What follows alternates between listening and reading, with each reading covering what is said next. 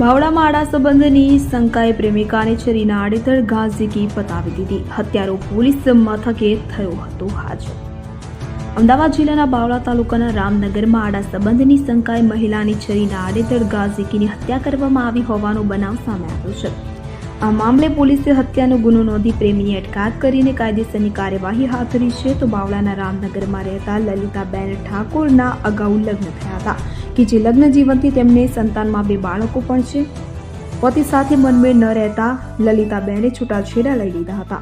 પતિ સાથે છૂટાછેડા થયા બાદ લલિતાબેનની મનસુખ રાવળ નામના વ્યક્તિ સાથે આંખો મળી જતા બંને વચ્ચે પ્રેમ સંબંધ થયો હતો. થોડા સમયથી મનસુખ રાવળ પોતાની પ્રેમિકા લલિતાના અન્ય પુરુષ સાથે આડા સંબંધ હોવાની શંકા રાખીને ઝઘડા કરતો હતો. આજે પણ આડા સંબંધને લઈને મનસુખ અને લલિતા વચ્ચે ઉગ્ર બોલાચાલી થઈ હતી. આ દરમિયાન ઉશ્કેરાયેલા મનસુખે તીક્ષ્ણ હત્યાના ઘા ઝીકીને લલિતાને મોતને ઘાટ ઉતારી પોતે પોલીસ ચોકીમાં હાજર થયો હતો. તારીખ 2/4/2025 ના આશરે 10:45 વાગ્યાના અરસામાં રામનગર જે એરિયા છે બાવળાનું, ત્યાં એક મરણ જનાર લેડી લલિતાબેન બાબુભાઈ ઠાકોર ઉંમર 35 વર્ષ, એમની લાશ એમના ઘરેથી મળી આવેલ છે. આ કામે જે આરોપી છે મનસુખભાઈ રાવળ, જિલ્લા અમદાવાદ, એમને એવું માનવામાં આવે છે કે છરી વડે એમને લોખંડના સળિયાથી પ્રાણઘાતક હથિયારો સાથે એમના ગળાના ભાગે અને માથામાં હુમલો કરી એમને મૃત્યુ નિપજાવેલી હતી. આ બાબતે BNS 103(1) મુજબ અને GP Act 135 મુજબ બાવળા પોલીસ સ્ટેશનમાં ગુનો નોંધવામાં આવેલ છે. તપાસ દરમિયાન ગુનામાં સંડોવાયેલ આરોપી મનસુખભાઈ નું જાણવામાં આવેલ છે કે એ લલિતાબેન સહિત 12 વર્ષથી પ્રેમ સંબંધમાં હોવાનું જણાવેલ છે અને એમને એવી શંકા હતી કે જે મરણ જનાર છે એમના કોઈ આડા સંબંધ છે, એટલે એમને ખૂબ મનદુખ થયેલું હતું. આ મનદુખના આધારે એમને જે મરણ જનાર છે એમનું મૃત્યુ નિપજાવેલી હતી.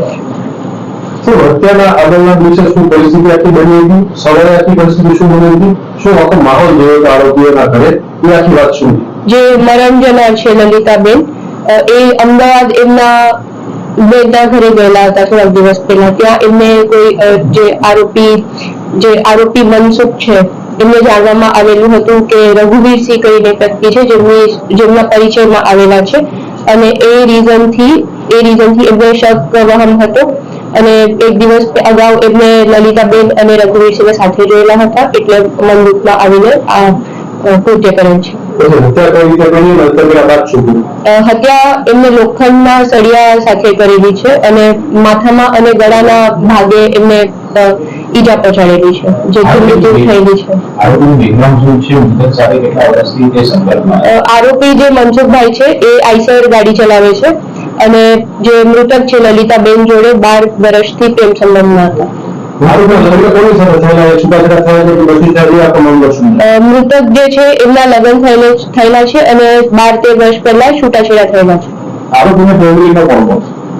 આરોપીના ફેમિલી જે છે એ પાછળની શેરીમાં રહે છે. બીજી તરફ બનાવની જાણ થતા બાવળા પોલીસનો કાફલો ઘટના સ્થળે દોડી આવ્યો હતો કે જ્યાં લોહીના ખાબોચિયામાં લલિતાબેનની લાશ પડી હતી. હાલ તો પોલીસે મૃતદેહને પોસ્ટમોર્ટમ અર્થે મોકલી હત્યારા મનસુખ રાવળ વિરુદ્ધ ગુનો નોંધી કાયદેસરની કાર્યવાહી હાથ ધરી છે.